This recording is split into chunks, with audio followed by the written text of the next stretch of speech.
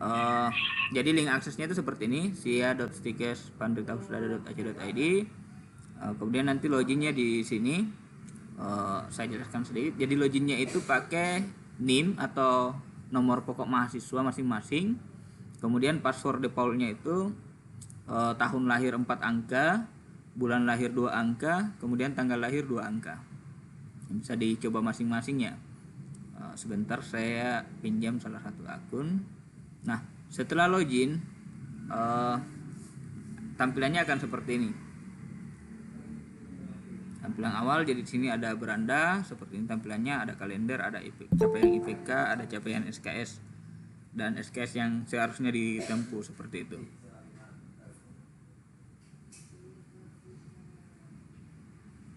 Nah, dari tampilan ini, apa yang pertama kali dilakukan saat login? Jadi yang pertama ada sekalian setelah dapat akunnya, karena itu kan akun dan passwordnya defaultnya itu kan mudah diketahui oleh orang lain. Jadi yang pertama kali dilakukan pada saat login itu yang pertama ubah foto profil masing-masing. Upload foto itu foto standar, sebaiknya latar merah atau sesuai yang ditentukan di kampusnya. Jadi bukan pose bergaya ya, tapi pose foto formal 3x4, ukurannya itu maksimal 1 MB. Sebentar saya tutorialkan cara gantinya, tapi bisa juga di ini, karena fiturnya ini kurang lebih sama dengan akun sosial media. Jadi mau ganti foto, kemudian yang kedua setelah berhasil ganti foto, yang dilakukan yang kedua itu ubah password. Ini wajib ya, wajib untuk semua peserta untuk merubah passwordnya. Untuk semua mahasiswa yang sudah dapatkan akunnya wajib rubah passwordnya. Ini tujuannya apa? Supaya datanya itu safety, tidak diakses oleh teman-teman yang lainnya atau orang lain yang tidak semestinya mengakses. Nah, setelah berhasil rubah password, sebaiknya selanjutnya Anda harus logout. Yang ketiga ya, di sini Anda logout untuk memastikan bahwa logout kemudian login kembali ya, untuk memastikan bahwa passwordnya itu betul-betul sudah berganti seperti itu. Nah, selanjutnya saya akan tutorialkan cara loginnya. Ini kan login nanti kalau Anda kan login pakai NIM dan tanggal lahirnya ya. Coba pinjam salah satu Andi Anissa Masba ya. Ini saya contohkan, ada orangnya nih ya. Ada orangnya? Tidak bergabung ya. Oke, kalau begitu kita lanjut saja. Jadi ini bisa dilihat ya. Iya, Pak. Iya, Pak. Iya, Pak. Oke, kalau begitu kita lanjut. Jadi yang pertama dilakukan tadi, masuk di sini di menunya, di yang ada namanya Anda. Yang pertama itu ubah foto profil. Nah, cara ubahnya itu seperti ini. Diakses, di sini ada tombol ubah. Nah, seperti ini ya. Tombol ubah. Nah, kemudian nanti pilih, kalau dari HP-nya itu sedikit beda tampilannya. Di sini nanti pilih gambar. Pilih gambar dari komputer. Dari mana? Cari gambar yang ada fotonya. Di sini ada keterangannya. Upload foto bentuknya harus PNG atau JPG dan maksimal 1 MB. Jadi kalau ada dari sekalian merubah foto tapi tidak berhasil, berarti itu size-nya terlalu besar, mau diperkecil. Jadi diperkecil dulu. Setelah terupload fotonya di sini, klik simpan. Nah, tapi sini kan bukan akun saya seperti itu. Oke, terus setelah itu yang dilakukan yang kedua tadi itu ubah password. Di sini klik ubah password. Jadi posisinya sama tadi di sini. Kemudian ubah password akan tampilnya seperti ini. Nah, di sini di password lama ada sekalian masukkan password yang diberikan tadi dari bagian akademik. Yang defaultnya itu tahun lahir, bulan lahir, dan tanggal lahir. Jadi terbalik ya, bukan tanggal, bulan, tahun, tapi tahun, bulan, tanggal. Masing-masing angka penuh. Jadi kalau tahun 4 angka, bulan 2 angka, kemudian tanggal lahir 2 angka. Nah, setelah itu dibawanya buat password baru. Nah, password baru ini Anda buat yang mudah Anda ingat. Dan jangan diberitahukan ke orang lain. Di sini ada password baru ya. Di sini kemudian di bawahnya ini ketik ulang password baru. Setelah itu simpan. Jadi ini sama di akun sosial media.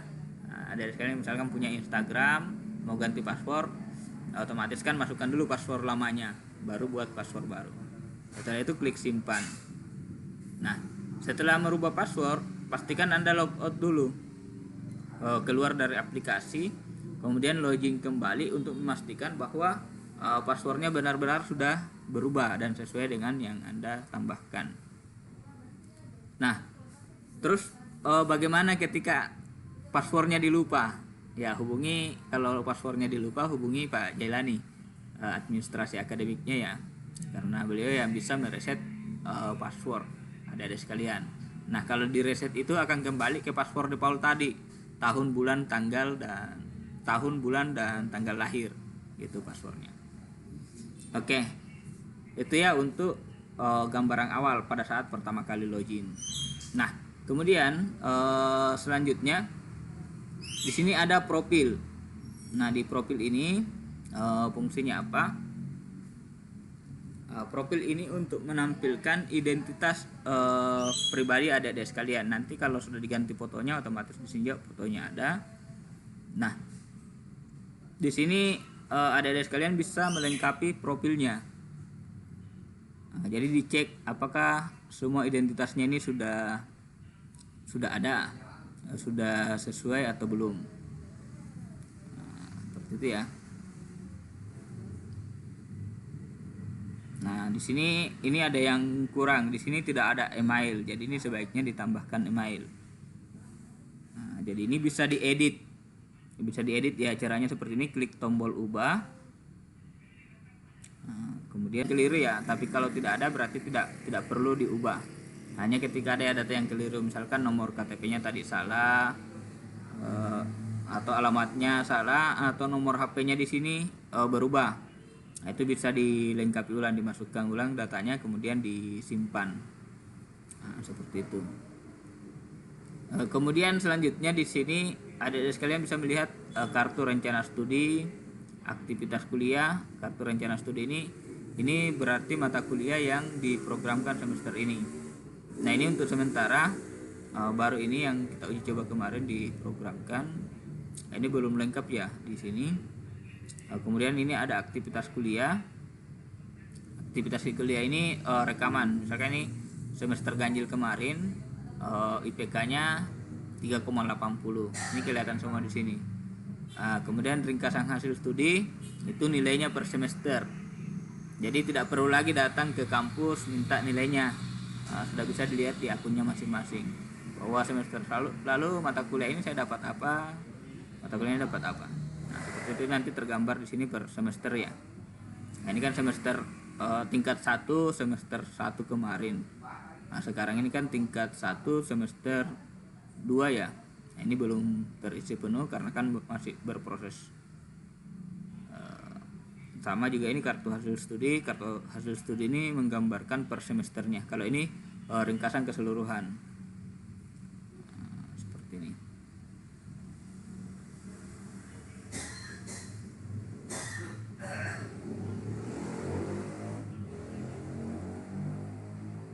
Ini ya.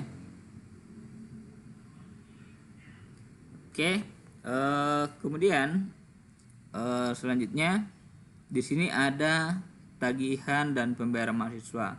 Nanti adik-adik sekalian setiap awal semester akan melihat jumlah tagihan yang harus dibayar sebelum mengikuti perkuliahan. Nah, di sini juga akan kelihatan nanti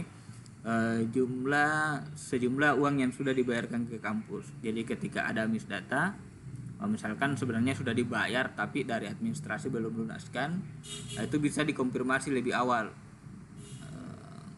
Ini juga memudahkan kita ketika minta uang pembayaran ke orang tua, karena di sini sudah jelas tergambar tagihannya berapa, jumlahnya yang harus dibayarkan setiap semester. Nah, seperti itu. Terus ini nilai transfer khusus untuk mahasiswa yang alih jenjang, misalkan dari D3 lanjut S1. Jadi kalau mahasiswa reguler itu tidak ada nilai transfernya. Oke, terus di sini ada perkuliahan. Menu perkuliahan, di sini ada kartu rencana studi online. Kartu rencana studi online ini biasanya digunakan untuk mahasiswa yang kuliahnya sistem belanja. Nah, kalau adik-adik sekalian ini kan sistem paket, jadi tidak perlu di sini, nanti otomatis diaktifkan ketika. Jadi sekarang posisinya nonaktif semua ya di akunnya. Benar? Ada yang sudah buka akunnya? Iya Pak, sudah Pak. Nah, sekarang posisinya semua nonaktif ya. Nah, itu Iya, Pak. karena menunggu pembayaran adik-adik sekalian digenerate dari keuangan, kemudian dilunaskan, baru nanti di sini statusnya aktif. Nah, setelah aktif itu nanti bisa melihat sejumlah mata kuliah yang diprogramkan di sini secara keseluruhan. Nah, ini sementara proses ya, mungkin efektifnya berlaku semester depan. Nah, terus di sini nanti masih di perkuliahan, kartu hasil studi ini kelihatan sama tadi posisinya ya, kartu hasil studi di menu sebelumnya. Nah, cuman di sini bisa dipilih per semester, ganjil, genap. Ini kartu hasil studinya sama tadi. Namun nanti di sini sebelum adik-adik sekalian mengisi kartu hasil studi, melihat kartu hasil studi, itu kita akan ubah settingannya untuk diwajibkan mengisi kuesioner penilaian dosen. Jadi adik-adik sekalian nanti wajib mengisi kuesioner penilaian dosen sebelum melihat hasil studinya. Tujuannya apa? Supaya pihak manajemen perguruan tinggi atau pimpinan perguruan tinggi itu ada evaluasi terhadap proses belajar mengajar adik-adik sekalian. Nah, pada saat mengisi tidak perlu ragu-ragu. Mungkin takut dikasih nilai tidak bagus sama dosennya ya, tidak perlu, sampaikan saja apa adanya sesuai dengan yang Anda rasakan selama proses belajar mengajar yang dilakukan oleh dosen, karena data Anda itu akan dirahasiakan.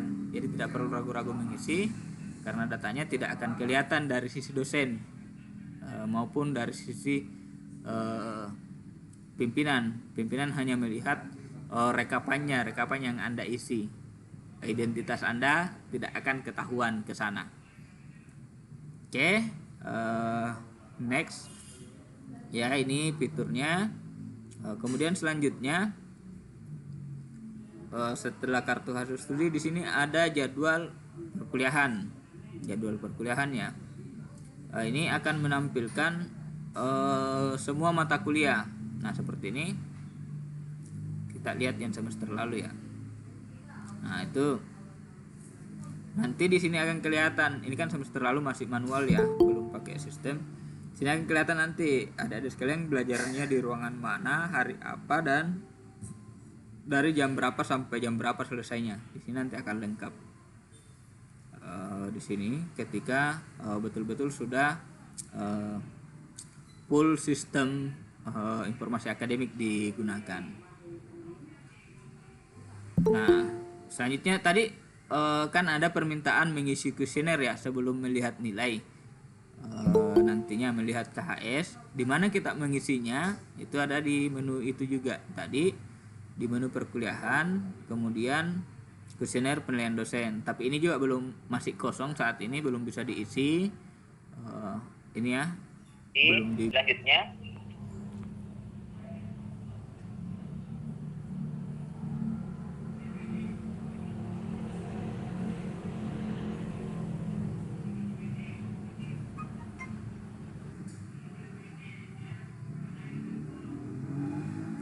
Yang di sini di laporan ya. Jadi di laporan ini mulai kartu rencana studi. Jadi ini yang ada sekalian cetak setiap semester. Jadi misalkan kartu rencana studi, nanti setelah bagian evaluasi nilai atau bagian akademik menambahkan mata kuliah yang ada sekalian programkan setiap semester sesuai dengan tingkat dan jenjang masing-masing. Nah, itu nanti adik-adik sekalian bisa cetak dari sini. Karena misalkan semester ganjil yang lalu ya yang mau kita cetak. Nah, ini sisa tampilkan laporan akan tampil seperti ini. Jadi bisa print sendiri dari rumah. Nah, kemudian nanti di sini akan kelihatan penasihat akademiknya setelah diisikan, dosen walinya ya. Di situ akan muncul namanya, terus di bawahnya ini terusnya ada nama ketua program studinya. Namun sekarang masih proses, belum di ini. Tapi cara cetaknya seperti ini sisa cetak. Kalau ada sekalian pakai smartphone membukanya, ini bisa disimpan PDF dulu, disimpan PDF baru nanti dipindahkan ke komputer atau dikirim email untuk di print. Seperti itu. Ini juga kalau misalkan bukanya via PC yang terhubung ke printer, itu bisa langsung di print seperti ini. Oke, kemudian print. Nah, seperti itu ya. Prosesnya akan tercetak seperti ini tampilannya. Nah, ini kalau saya pindah tab berpindah juga ya. Oke. Nah, menu selanjutnya setelah kartu rencana studi, di sini ada menu cetak kartu hasil studi. Nah, biasanya ini untuk adik sekalian seperti rapor ya kalau waktu di SMA. Nah, ini kartu hasil studi berarti capaian adik sekalian setiap semester. Ini juga wajib dicetak setiap semester sebagai bukti keberhasilan studinya. Nah, pilih periodenya disesuaikan dengan ini atau periode sebelum ini. Genap. Nah, kemudian klik tampilkan laporan. Nah, kan seperti ini. Sama tadi KRS ya. Itu dicetak. Nanti setelah dicetak baru dibawa ke bagian akademik untuk ditandatangani oleh prodi. Kemudian distempel. Cetaknya seperti ini juga. Sama tadi ya, cetak kemudian print kalau terhubung ke printer. Nah, itu tidak print. Kemudian menu selanjutnya itu cetak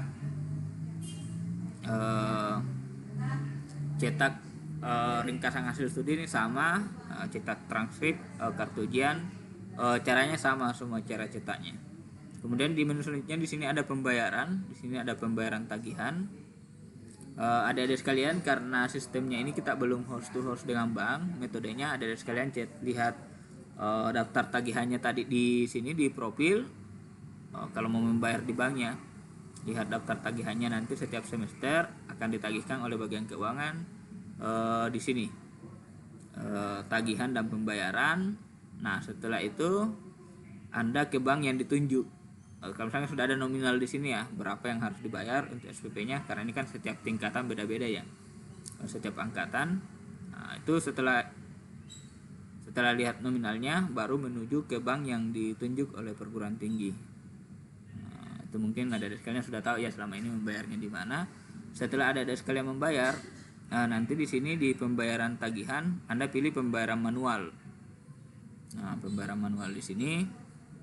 Nah, nanti di sini akan muncul di sini tagihannya, ID tagihan, jenis tagihannya, status tagihannya.